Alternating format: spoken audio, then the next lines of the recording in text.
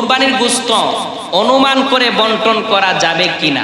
বেশিরভাগ মানুষ 7 শরীকে কুরবানি দেয়, তো অনুমান করে যদি বন্টন করেন কোনোদিন সম্ভব না, 7টা ভাগ মিলাইতে পারবেন না। অনুমান করে বন্টন করা যাবে না, ওজন করে আপনার বন্টন করতে হবে। সেটা 7 শরীকে হোক, 1 শরীকে হোক, 7 শরীকে হোক আর আপনি একা দেন, সেটা ওজন করে যার যার অংশটা আপনি সমান দিতে হবে। অনেকে আছে মগজ আলাদা করে ফেলি, মগজটাকে আলাদা রান্না করার জন্য দেই, কলিজাটাকে আলাদা করার জন্য দেই, না হবে না, কুরবানি আদায় হবে না। 3টা কলিজা আমি জানি ভিতরে থাকে, এখন যদি আরো বেশি থাকে সেটা আমি জানি না। ওই 3টা কলিজা টুকরো টুকরো করে গোশতের সাথে আপনি বিলাই দিতে হবে। অনেকে আছে এই সকিনার মা, আব্বাস আলীর মা, যা কলিজাটা নিয়ে পাক কর, আগে কায়া লই কেঁপে কিদা লাগছে, না তা করা যাবে না। কুরবানি একমাত্র আল্লাহর সন্তুষ্টির জন্য। আপনি চাইলে আপনি কিন্তু পানিশ্বর থেকে, আশুগঞ্জ থেকে, বৈরব থেকে কলিজা কিনে আনতে পারবেন। আমি বলেছি না 1 লক্ষ 2 লক্ষ টাকা দা নামের জন্য আপনার কুরবানি দেওয়া কোনো দরকার নাই। 1 লক্ষ টাকা হইলে আপনি 1 বছর গোশত কিনে খাইতে পারবেন। এই ফ্রেশ আজমা গোশ খাইতে পারবেন। কেন ফ্রিজে রাখা খাইবেন? মানুষকে দেখানোর জন্য যে কুরবানি দিয়েছি। আল্লাহ মাকসুদ জানে কি জানে না বলেন? দুর্বল পশু কুরবানি করা যাবে কিনা? আর ভাই দুর্বল পশু, দুর্বলের মোটামুটি দুর্বল হইলে কিন্তু কুরবানি দেওয়া যায়। অনেক কাসলতের মানুষ আছে, কাসলত বড় কারা, সারা বছর লক্ষ লক্ষ টাকা মানে অসুস্থতার তলে ওড়ায়। ডাক্তারে যদি বলে যে মেঘনা নদীর পানি তুমি প্রত্যেকদিন একবার খাইতে হবে, এই মেঘনা নদীর মধ্যে মরা গরু আছে কিনা, পায়খানা আছে কিনা দেখবে না, সে দৌড়ায় গিয়ে মেঘনা নদীর পানি প্রত্যেকদিন 1 গ্লাস খাইব, আপনার টিউবওয়েলের পানি খাইতো না। আর হুজুরা যদি মাসালা বলে তার পেটে ব্যথা শুরু হয়ে যায়, যেটা মানার কথা সেটা মানে না।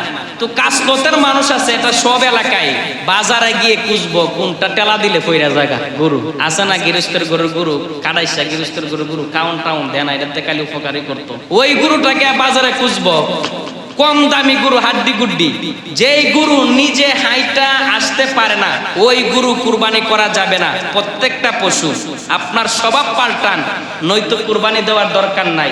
এই মিয়া কুরবানি তো প্রিয় জিনিস দেয়, সুন্দর জিনিস দেয়, কারণ পছন্দের জিনিস, মহব্বতের জিনিস ইব্রাহিম খলিলুল্লাহ কুরবানির জন্য নিয়েছিল। বলেন না সুবহানাল্লাহ। টাকা আজ আছে কাল নাই, কিন্তু যেই টাকার জন্য কিপটামি করেছেন, আল্লাহর হুকুমগুলো ছেড়ে দিয়েছেন, আল্লাহর কাজগুলো ছেড়ে দিয়েছেন, সেই টাকার জন্য একদিন চিরকালের জায়গা কবরের মধ্যে আবাদ আবাদ আবাদ আপনি আমাকে জ্বলতে হবে, যে টাকার মায়া করেছিলেন পৃথিবীতে। এই জন্য দুর্বল পশু দিয়ে কুরবানি হবে? বলেন হবে? হবে না। তারপরে আসি, আমরা অনেক সময় গরু লুকি দেখাইতে গিয়ে কি করি, বড় বড় গরু কিনি, কিন্তু নিজে গরুর কাছে যাই না। কুরবানির নিয়ম হলো নিজে গরুকে আপনি গোশতগুলো কাটবেন, আপনার জন্য ভালো। এখন তো কষাই আয়না করি, কষাই এইদিকে ফার দে, যত তাড়াতাড়ি সম্ভব সেটা মারা যায়, সেটা কুরবানি হয় না। মারা যায় যখন এইভাবে পার দেওয়া হয় ছড়ি দ্বারা, তখন সেই গরুটা স্টক করে টাইমের আগেই তার জানটা দেহ থেকে চলে যায়, সেই গরুটা আপনার জন্য হারাম হয়ে যায়। এই জন্য কুরবানির গরু যত শুধু গলাটা সুন্দর করে কাটবেন, আর এইভাবে পার দিবেন না, রোগের মধ্যে চাকু দ্বারা পার দিবেন না, ছড়ি দ্বারা পার দিবেন না, সেটা আপনার জন্য হারাম হয়ে যাবে। স্বাভাবিকভাবে 4টিয়া দাফরায়া মরতে হবে, তখন আপনার জন্য জায়েজ হবে। আপনি সাথে থেকে কাটবেন, আপনার একটা নাতিকে বসাবেন, আপনি সকল কিছু অন্য মানুষ দিয়ে করাবেন না। এখন এখানে শর্ত হলো যে হুজুর, যারা কুরবানি গরু কাটাকাটি করে তাদেরকে কি বুঝতে দিতে পারবো কিনা? সমাজে অনেক মানুষ আছে যে গরু তো বড়, টাকা কেন দিব, এমনিতে তো সে গরু গোশত বানাইছে, তাকে গরু গোশত দিতে হবে, তো তাকে মজুরি হিসাবে গরু গোশত দেই না।